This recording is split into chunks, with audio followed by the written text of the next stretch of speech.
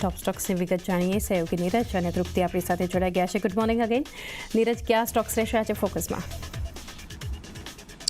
જી good morning ચાંદની. અને જો આજના દિવસે સૌથી પહેલાં જે સ્ટોક આપણને ફોકસમાં રહેવાનો છે રિલાયન્સ ઇન્ડસ્ટ્રીઝનો છે, કારણ કે અહીંયા આપણને આજે એક બોર્ડ બેઠક થવાની છે જે એજીએમમાં જાહેરાત કરવામાં આવી હતી અને બોનસ ઇસ્યુ પર વિચાર થશે. 1:1નું બોનસ આપવાનો આજે બોર્ડ વિચાર કરવાની છે, એટલે એના પર એક ખાસ ધ્યાન રાખજો. બીજી તરફ અહીંયાથી રિલાયન્સને એક પીએલઆઈ હેઠળ એક મોટી મંજૂરી મળતી દેખાય છે.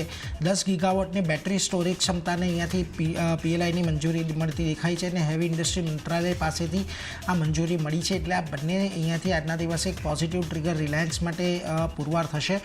એક તરફ પીએલઆઈની અંદર આવવું એ રિલાયન્સ માટે એટલા માટે પણ ઇમ્પોર્ટન્ટ છે કે એમની જે પ્રકારની મોટી ક્ષમતા છે એ ક્ષમતા અંતર્ગત જો પીએલઆઈની અંદર આવે છે તો એક બહુ મોટો લાભ કંપનીને અહીંયાથી આવનારા સમયમાં થતો દેખાશે, એટલે આ બંને પર એક ખાસ ધ્યાન રાખતા રહેજો.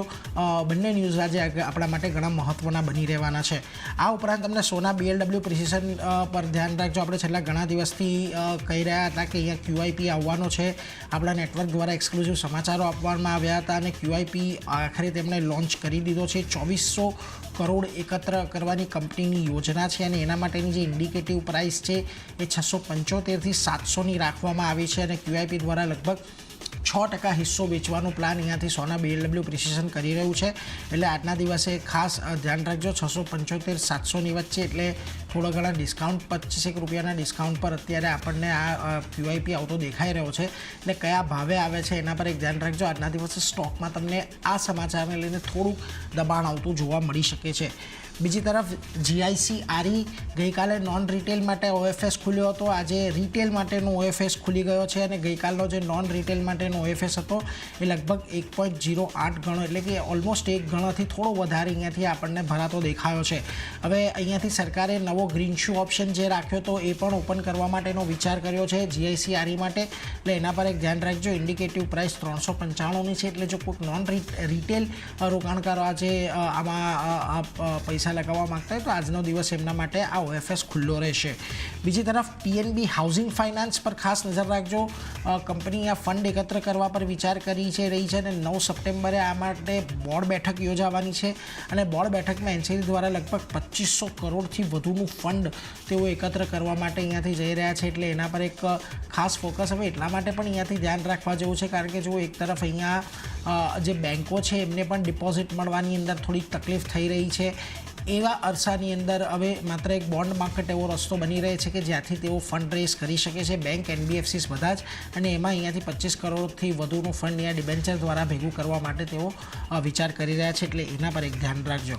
બીજી તરફ એક્સાઇડ ઇન્ડસ્ટ્રીઝ અહીંયા એક ખાસ ફોકસમાં આજે રહેશે, કારણ કે અહીંયા થોડાક મેનેજમેન્ટની અંદર ફેરફાર થતા જોવા મળી રહ્યા છે. કંપનીના એમડી અને સીઈઓ અરુણ મિત્તલે રાજીનામું આપ્યું છે અને 31 ઓક્ટોબર 2024 સુધી તેઓ આ કાર્યભાર સંભાળશે એમડી અને સીઈઓ તરીકેનો. આની સાથે જ મંદાર વી દેવ આમની એમડી અને સીઈઓ તરીકે નિયુક્ત કરવામાં આવી છે. હવે તેઓ ઓલરેડી એક્સાઇડના જ કર્મચારી છે અને તેમને પ્રમોશન આપીને તેમને એમડી અને સીઈઓ અહીંયાથી બનાવવામાં આવ્યા છે. તેઓ 1 નવેમ્બરથી અહીંયાથી કાર્યભાર સંભાળશે. તેઓ પહેલે ઈએસએલમાં જોઈન્ટ ડિરેક્ટરના પદે હતા, એટલે એના પર એક ખાસ ધ્યાન રાખજો. આજના દિવસે અહીંયા થોડો ઘણો કોઈ આપણને ફેરફાર આવતો જોવા મળી શકે, કારણ કે મેનેજમેન્ટની અંદર થોડા અહીંયા ચેન્જીસ આવી રહ્યા છે, એટલે એના પર એક ખાસ આજના દિવસે ફોકસ રહેશે. આ ઉપરાંત લિન્ડે ઇન્ડિયા પર ખાસ ફોકસ, કારણ કે એમણે ટાટા સ્ટીલ સાથે પ્લાન્ટ વેચાણ માટેના કરાર કર્યા છે. કલિંગનગર સ્થિત 2 ગેસ સપ્લાય એસેટ તેઓ અહીંયાથી ખરીદવા જઈ રહ્યા છે અને કલિંગરમાં 1800 ટીપીડીના 2 યુનિટ હાલમાં બાંધકામ હેઠળ છે, એટલે લિન્ડે ઇન્ડિયા માટે પણ આ ઘણા મહત્ત્વના ન્યૂઝ છે, એટલે એના પર પણ આજના દિવસે આપણને એક એક્શન આવતું જોવા મળી શકે છે. પરંતુ ખાસ આજના દિવસે રિલાયન્સ પર એક ફોકસ રહેવાનું છે બજારનું. બીજી તરફ તમને સોના બીએલડબ્લ્યુનો કયા ભાવે આપણને આજે ક્યુઆઈપી આવતો દેખાય છે, કારણ કે એક રેન્જ આપી છે, એટલે થોડો ઘણો ઘટાડો ત્યાં પણ શક્ય છે, એટલે એના પર એક નજર રાખવાની છે. પરંતુ આ સિવાય તૃપ્તિ, તમારી પાસે કયા સ્ટોક્સ કે જેના પર ખાસ નજર રાખશો? સૌથી પહેલાં તો ગુડ મોર્નિંગ ચાંદની અને નીરજ અમને બંનેઓને. અને ડેફિનેટલી મારી પાસે પણ હું પણ શરૂઆત પોઝિટિવ સમાચારથી જ કરવા માંગુ છું. તો આપણે શરૂઆત સુઝલોનથી કરીએ. તો સુઝલોન માટે આજે એક પોઝિટિવ સમાચાર આવતા જોવા મળ્યા છે. ખાસ કરીને કંપનીએ પોતાની કોર્પોરેટ ઓફિસના વેચાણ માટે તેમને એક કન્વર્ઝન ડીલ તેમને સાઇન કરી છે. જેમાં ખાસ કરીને તેમને વન બિઝનેસ પાર્ક સાથે તેમને આ ડીલ તેમને સાઇન કરી છે. જેમાં લગભગ 400 કરોડનો જે તેમની કોર્પોરેટ ઓફિસ જે છે તેને તેઓ વેચાણ કરવા સુઝલોન જઈ રહ્યું છે. અને આ ડીલ બાદ વન અર્થ પ્રોપર્ટી સાથે 5 વર્ષ માટે તેઓ પોતાની જે લીઝ પર પોતાની કંપની જે છે તે પાછી તેઓ આપવામાં આવશે.